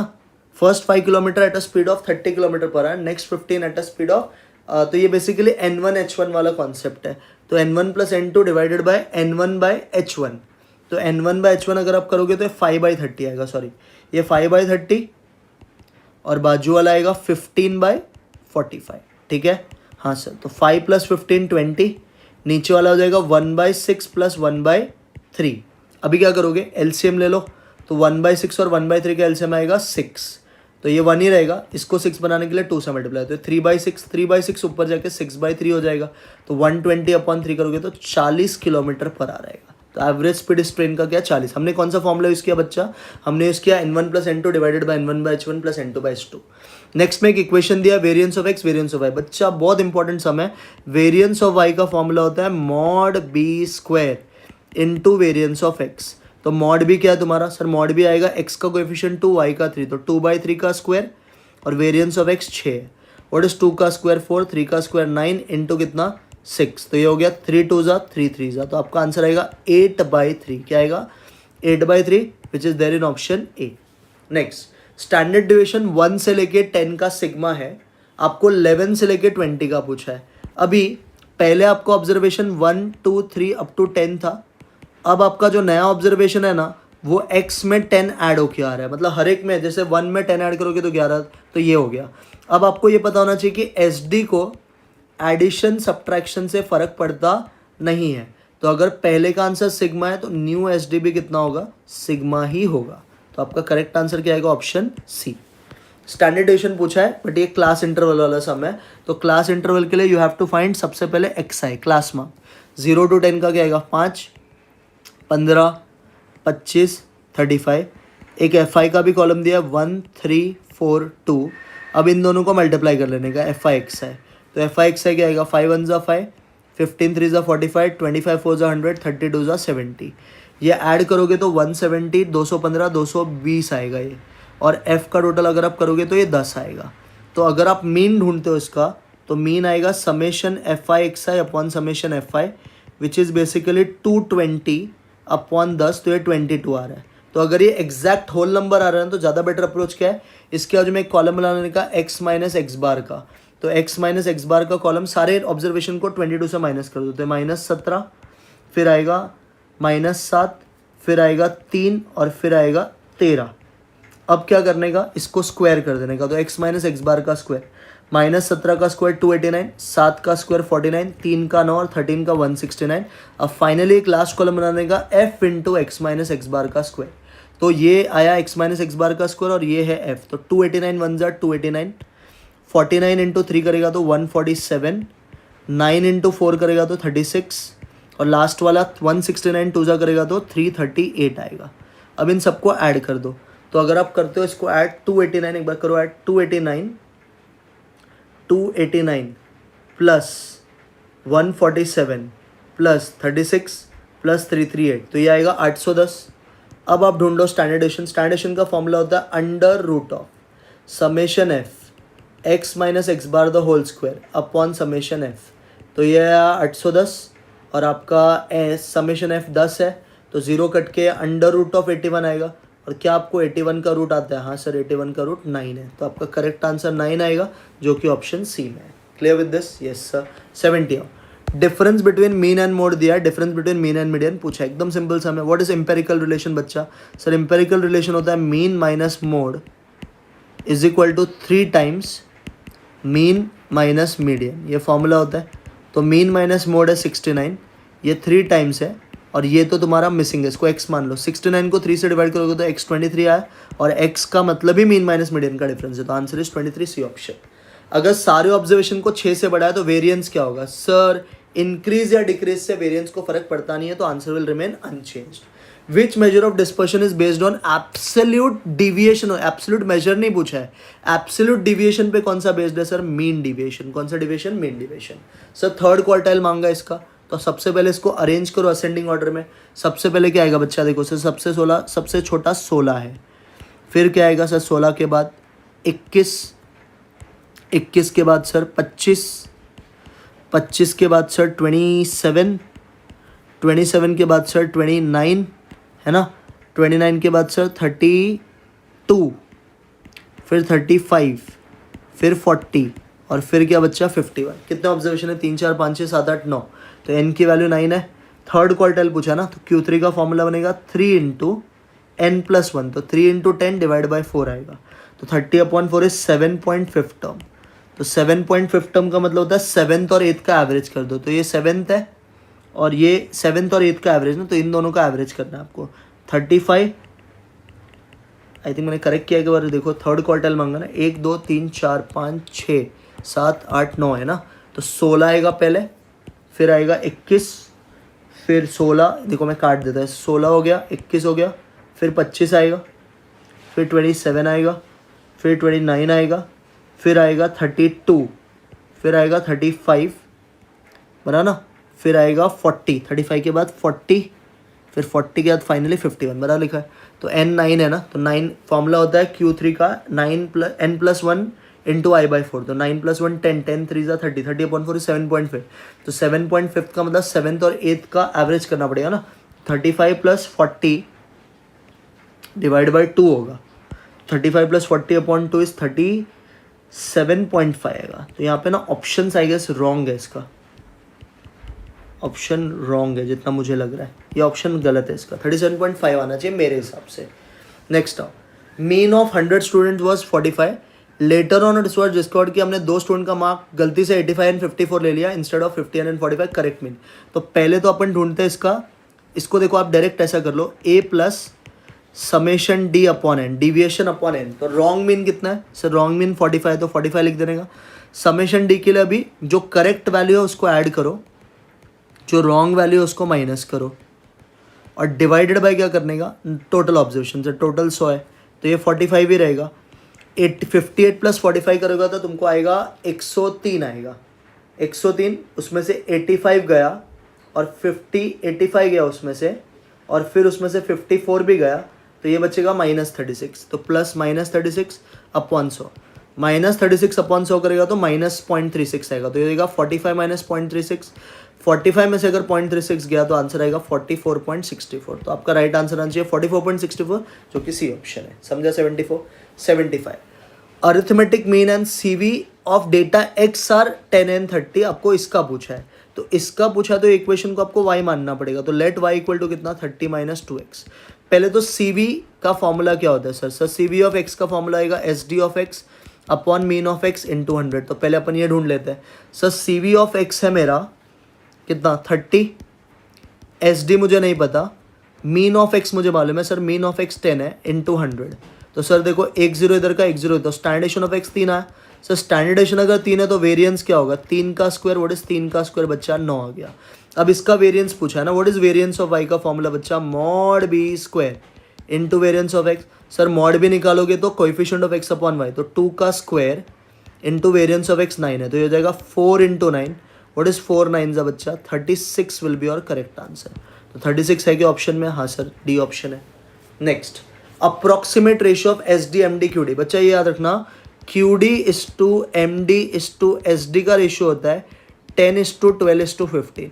तो अगर क्वेश्चन ने उल्टा मांगा तो क्या आएगा? 15:12:10। तो राइट आंसर इज कौन सा? ऑप्शन सी।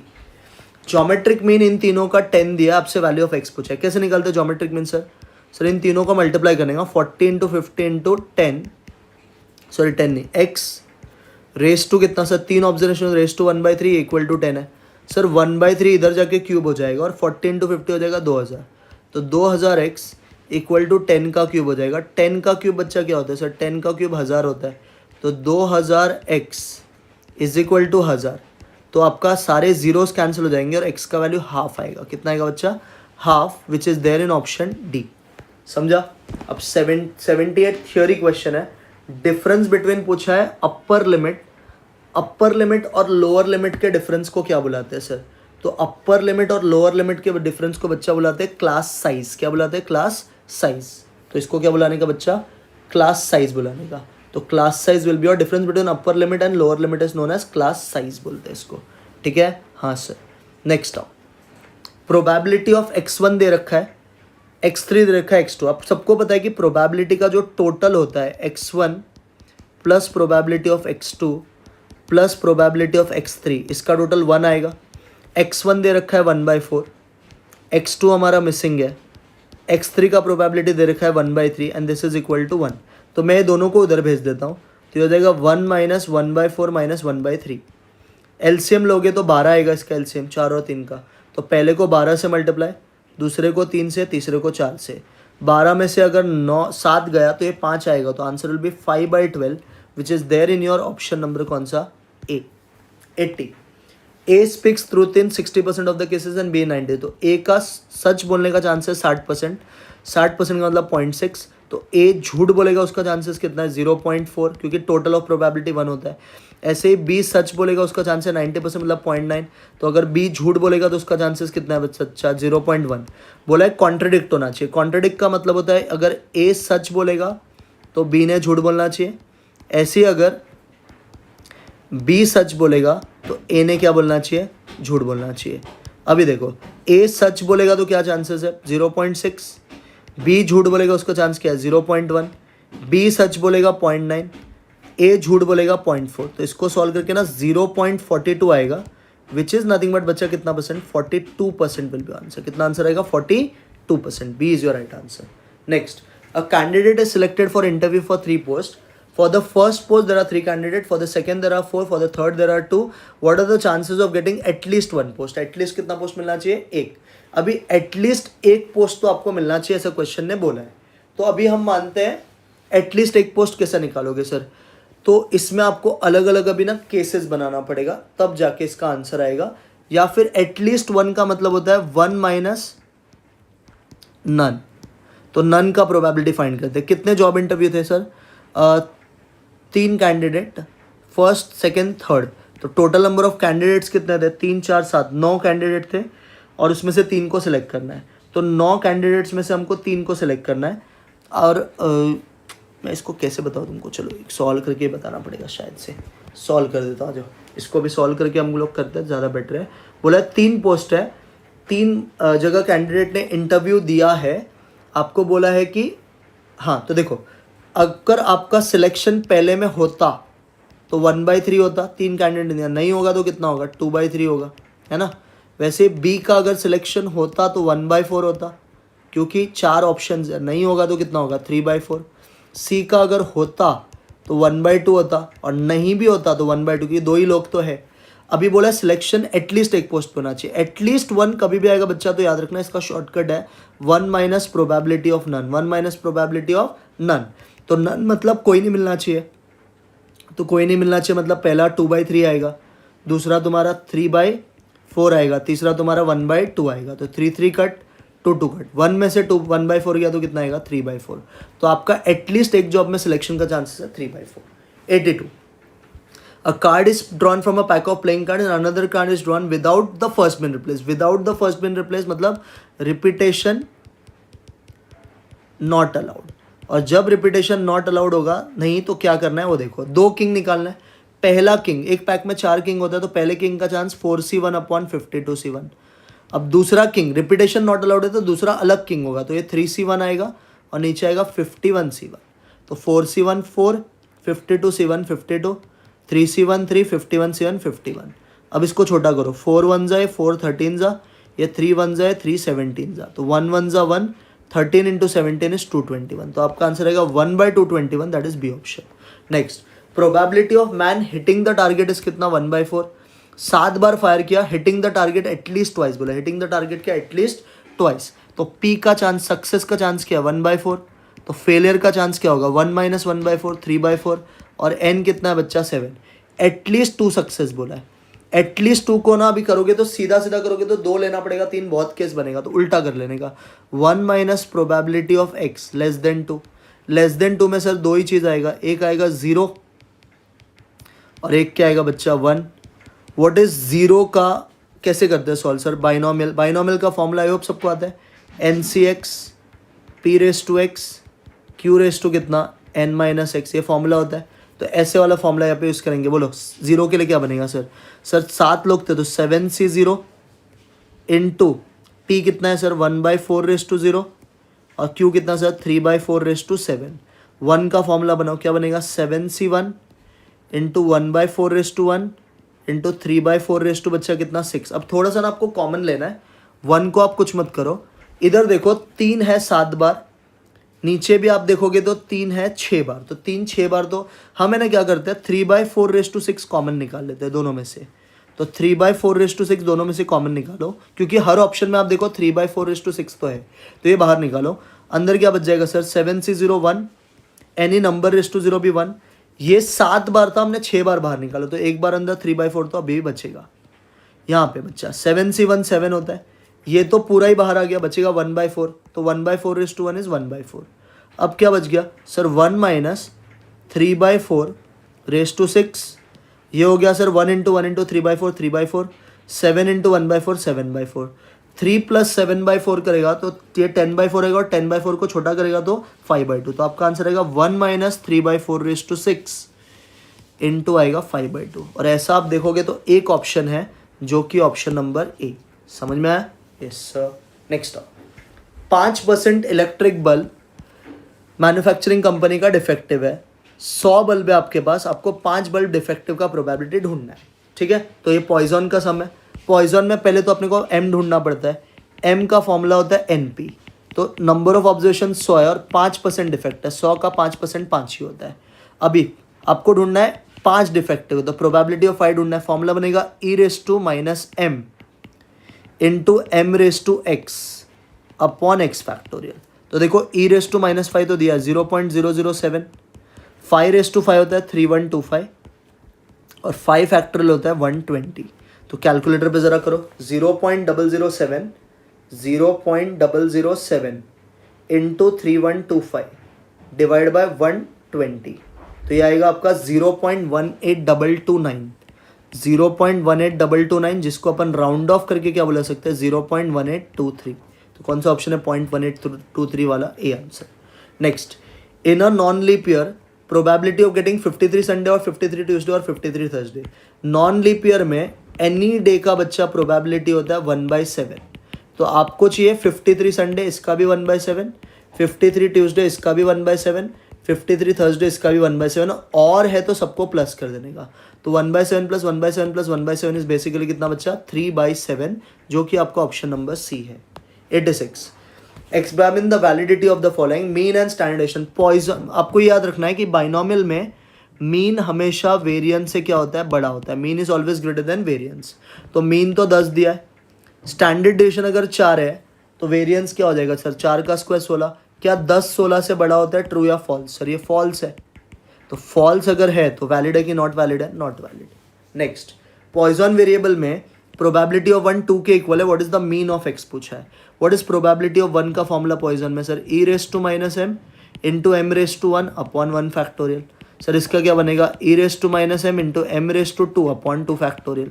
सर दोनों का देखो e⁻m तो कट जाएगा, m इधर एक बार है, इधर 2 बार, तो एक बार कट गया, तो ये पूरा कट के 1 बचा, 1 फैक्टोरियल भी 1 होता है। यहाँ पे m बचा और 2 फैक्टोरियल 2 होता है, तो क्रॉस मल्टीप्लाई करोगे तो m की वैल्यू क्या आएगी 2। तो आपका जो मीन है वो 2 आएगा। नेक्स्ट, 30 बॉल्स, ये देखो कितना स्पेलिंग मिस्टेक है। 30 balls are serially numbered and placed in a bag. Find the chance that the first ball drawn is a multiple of 3 और 5। मल्टीपल ऑफ 3 और 5 है ना, तो आप क्या करो ना, इसको वेन डायग्राम से करो, ज़्यादा ईजी अप्रोच है। ऐसे 2 सर्कल्स बनाने का, एक बोला है मल्टीपल ऑफ 3 होना चाहिए और एक बोला है मल्टीपल ऑफ 5 होना चाहिए, और 30 बॉल है, तो टोटल एक्स की वैल्यू 30 है। अब मुझे बताओ कितने नंबर 30 में ऐसे कितने नंबर है जो 3 में जाते हैं सर, 10। कितने 30 में ऐसे नंबर जो 5 में आते हैं, 6। और जो 3 में भी जाएगा और बच्चा जो 5 में भी जाएगा, इन शॉर्ट वो 15 में जाएगा। 3 5 जो कि 15 होता है, तो कितने ऐसे नंबर है जो 15 में जाते हैं सर, 2। अब अगर ये पूरा 10 है, इसमें से 2 है, तो ये कितना होगा बच्चा 8। ये पूरा 6, इसमें से 2 है, तो ये कितना होगा 4। तो अभी आपको बोला है प्रोबेबिलिटी ऑफ 3 और 5, और का मतलब होता है यूनियन। तो सेट्स में यूनियन कैसे निकलता है, इन सारे को ऐड कर देने का। तो ऊपर आएगा 8 + 2 + 4 डिवाइडेड बाय टोटल बॉल्स कितना है सर, 30 बॉल है ना। तो 8 + 2 + 4 होता है बच्चा 14। 14 अपॉन 30 को छोटा करेगा तो आएगा 7 अपॉन 15। तो आपका आंसर आएगा 7/15, जो कि आपका ऑप्शन नंबर डी है। Next, for a normal distribution first and third quartile given है, मोड पूछा है। नॉर्मल डिस्ट्रीब्यूशन में पहला क्वार्टाइल और तीसरा क्वार्टाइल गिवन है। पहला क्वार्टाइल का फॉर्मूला होता है म्यू माइनस 0.675 सिग्मा, या फिर आप ये भी कर सकते हो, आपको Q1 दिया है ना, Q1 है 37 और Q3 दिया आपको 49। आप इधर से Q2 ढूंढ सकते हो। Q2 का फॉर्मूला होता है Q1 + Q3 अपॉन कितना बच्चा 2। तो Q1 है 37, ये है 49, बट यहाँ पे ना ऑप्शन नहीं है ऐसा कोई यार मेरे हिसाब से, तो चलो इससे ही कर लेते हैं। नॉर्मल डिस्ट्रीब्यूशन में Q1 का फॉर्मूला होता है म्यू माइनस 0.675 सिग्मा और Q3 का फॉर्मूला होता है म्यू प्लस 0.675 सिग्मा, ये होता है फॉर्मूला। तो अभी क्या करेंगे सर, एक तो 37 है और एक 49 है, तो यहाँ से मीन मिल जाएगा। फिर भी ये रॉन्ग है, इसका आंसर है ना रॉन्ग दिया है क्वेश्चन में। ये 37 है, ये म्यू माइनस 0.675 सिग्मा के इक्वल है। ये 49 है, ये म्यू प्लस 0.675 के इक्वल है। अब इन दोनों को ना आप ऐड कर दो, ऐड करोगे तो आपका देखो ये वाला पार्ट तो बच्चा क्या हो जाएगा, कैंसिल हो जाएगा। 37 + 49 इफ़ यू डू तो ये 86 आएगा, नहीं है ऑप्शन में, और ये 2 म्यू है, तो म्यू की वैल्यू 43 आ गई। नॉर्मल डिस्ट्रीब्यूशन में बच्चा याद रखना मीन, मीडियन और मोड सब इक्वल होता है। तो अगर मीन 43 आया तो मीडियन भी क्या आएगा 43, मोड भी क्या आएगा 43, तो answer is C option. Clear. Next, odds in favor of event A is 3:1. In a 3 independent trial, the probability of non-occurrence. Favour का मतलब बच्चा याद रखना, फेवर का मतलब होता है success is to failure. Favour का मतलब क्या होता है? Success is to failure. तो अपने को अगर प्रोबेबिलिटी ऑफ ए ढूंढना है तो वो आएगा 3/4, और प्रोबेबिलिटी ऑफ ए डैश अगर ढूंढना है तो वो आएगा बच्चा 1/4. अब बोला है नॉन ऑकरेंस. नॉन ऑकरेंस बोला है मतलब होना नहीं चाहिए. तो होना नहीं चाहिए मतलब तीनों ही ए डैश होने चाहिए. Probability of A dash into probability of A dash into probability of A dash, है ना, क्योंकि नहीं होना चाहिए. नॉन ऑकरेंस मतलब नहीं. तो इधर आएगा 1/4, इधर भी आएगा 1/4, इधर भी आएगा 1/4. What is 1/4 into 1/4 into 1/4? 1/64. तो आपका आंसर आएगा 1/64, जो कि है बच्चा option number A. Clear with this? Yes sir. 91. 4y minus 5x equal to 15 is regression line of y on x. Coefficient of correlation दिया है, value of x on y पूछा है. तो y on x का line है तो पहले अपन ढूंढेंगे स्लोप byx. byx बच्चा याद रखना me होता है. तो स्लोप कैसे ढूंढते हैं? Coefficient of x upon coefficient of y. तो कोइफिशिएंट ऑफ x है -5, तो माइनस ऑफ -5 और नीचे 4, तो इसका स्लोप आ गया 5/4. अब अपने को r की वैल्यू दी है 0.75. सबको अगर r दिया है तो r स्क्वायर पता है क्या होता है सर? r स्क्वायर होता है byx इंटू bxy. तो r स्क्वायर हो जाएगा 0.75 का स्क्वायर, है ना. byx कितना है सर? 5/4, और bxy हमारा मिसिंग है. ज़रा सब लोग सॉल्व करो. 0.75 का स्क्वायर निकालो. सर 0.75 का स्क्वायर अगर आप करोगे तो ये आएगा आपको 0.5625. तो 0.5625 और ये 5/4 बच्चा इधर आएगा तो 4 क्या हो जाएगा? 5. This is equal to bxy. तो इंटू 4 करो और डिवाइड बाय 5 करो तो ये आएगा 0.45. तो आपका जो bxy बच्चा वो कितना है? 0.45 है क्या ऑप्शन में? हाँ सर, ए आंसर है. नेक्स्ट, 2 रिग्रेशन लाइंस दे रखे हैं, आपको मीन्स पूछा है. तो मीन्स का सिंपल मतलब होता है दोनों को सिंप्लीफाई कर लो. या तो एक ऑप्शन है कि इसको 2 से मल्टीप्लाई कर दो, तो 2 2 क्या हो जाएगा? 4x, 2 3 6y, और ये हो जाएगा -2. दूसरा लाइन क्या है बच्चा? 5x plus 6y equal to -1. दोनों को क्या करोगे बच्चा? प्लस की माइनस, दोनों को माइनस करूंगा तो ये कट जाएगा. 4x में से 5x गया तो -x, -2 + 1 होता है -1. तो यहाँ से x की वैल्यू 1 आ गई. x को कोई भी इक्वेशन में डाल दो. सपोज मैं इसमें डालता हूँ तो 5 1 = 5 प्लस 6y इक्वल टू -1. ये माइनस में इधर आएगा तो प्लस, तो ये हो जाएगा 6 इक्वल टू -6y. तो y आएगा -1. तो आपका मीन आएगा 1, -1. सेकेंड मेथड इज आप डायरेक्ट 1, -1 दोनों इक्वेशन में डाल के चेक कर लो, सेटिस्फाई हो गया. 93 से देखो, for a p into Q bivariate frequency table maximum number of marginal. कितने मार्जिनल डिस्ट्रीब्यूशन होते हैं? तो किसी ने भी पूछा ना मार्जिनल डिस्ट्रीब्यूशन कितने होते हैं, तो बोलने का 2. कितने होते हैं? 2. Marginal is 2. कोरिलेशन कोएफिशिएंट का maximum value. Sir maximum value of correlation coefficient is 1. क्या होता है maximum value? 1. Regression coefficient remain. Regression को किससे फर्क नहीं पड़ता है सर? रिग्रेशन को शिफ्ट ऑफ ओरिजिन से फर्क नहीं पड़ता है, बट शिफ्ट ऑफ स्केल से फर्क पड़ता है. तो it is unchanged due to shift of origin. Shift of क्या बोलोगे? ओरिजिन. स्केल से फर्क पड़ता है आंसर को. चलो ये भी समझा. अब इधर आओ. 96, कंज्यूमर प्राइस इंडेक्स 100 से 200 हो गया, सैलरी 300 से 500 हो गया. क्वेश्चन है रियल वेज पूछा है. तो देखो जब इंडेक्स 100 था तब तुम्हारा सैलरी 300 था. आज अगर 200 हो गया तो ये कितना आना चाहिए? एक्चुअल में ढूंढोगे तो 200 इंटू 300 डिवाइड बाय 100 आना चाहिए. तो बेसिकली तुम्हारा 600 आना चाहिए. कितना आना चाहिए? 600. बट क्वेश्चन ने कौन सा वेज मांगा है तुमसे? Real veg. तो रियल वेज कैसे ढूंढते हैं? Real veg is nominal upon CLI into 100. तो नॉमिनल वेज अभी 500 मिल रहा है. अभी कितना मिल रहा है तुमको? 500, और CLI 200 है इंटू 100. तो इसका आंसर 250 आ सकता है. अब मुझे ना ऑप्शंस देखना पड़ेगा क्योंकि बहुत बार इंस्टीट्यूट ने इसका आंसर 600 भी मार्क किया, बहुत बार 250 भी मार्क किया है. तो अगर मैं बोलूँ तो इसका आंसर एक्चुअल में आपको क्वेश्चन में 600 रुपये देना चाहिए अगर सैलरी पूछा है तो एक बार आप चेक करके मैं बता दूंगा. बट 250 ये फॉर्मूला के लॉजिक से आता है और ये करेक्ट सैलरी के लॉजिक से आता है. 97, सर्कुलर टेस्ट का सर रिजल्ट क्या होता है? P01 into P12 into P20 equal to 1. तो 97 का आंसर इस बच्चा ए ऑप्शन. 98 पे आओ. बाउले और लैस्पियस दिया, आपसे पाशिया पूछा है. तो बाउले का फॉर्मूला क्या होता है सर? बाउले इज लैस्पियर प्लस पाशिया अपॉन 2.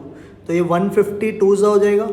लैस्पियर 180 है, पाशिया मिसिंग है. तो 300 में से 180 गया तो 120 आएगा. कितना आएगा? 120. 99 पे आओ. लैस्पियर इंडेक्स बाय वेटेड मेथड. लैस्पियर का फॉर्मूला क्या होता है बच्चा? सर लैस्पियर होता है पिक्को पोको इंटू कितना? 100. तो दोनों के लास्ट में को है ना, तो this is base year quantity, तो quantity consumed in which year, base year is your answer, ठीक है, यस सर। लास्ट पे 100, फाइंड विच इंडेक्स बोला बच्चा, पाशे। अब पाशे में बेस ईयर का प्राइस को क्या बोलोगे, P0, बेस ईयर क्वांटिटी को Q0, करंट ईयर प्राइस को Q1, करंट ईयर क्वांटिटी को Q1। पाशे का फॉर्मूला बोलो सर। सर पाशे का फॉर्मूला होता है समेशन पिक्की अपॉन समेशन क्या बच्चा, अपॉन समेशन पोक्की इनटू 100। तो पिक्की के लिए आप इन दोनों को मल्टीप्लाई करोगे, 6 × 30 180, 4 × 10 40, 3 8 24, 45 3 135, इसको ऐड करो, 220, 355, 379 आएगा, तो पिक्की इज 379। अब पोक्की, पोक्की मतलब ये कॉलम और ये कॉलम, 35 × 150, 3 10 30, 2 8 16, 45 10 450, 480, 630, 646 आएगा। तो आपका आंसर आना चाहिए 379, 379 डिवाइडेड बाय 379 डिवाइडेड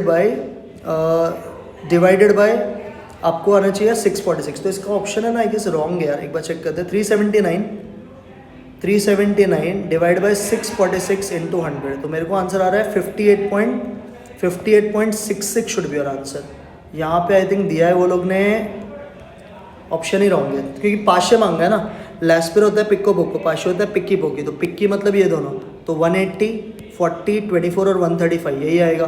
तो ये बेसिकली हो गया तुम्हारा 220, 244, 279, 379 आएगा।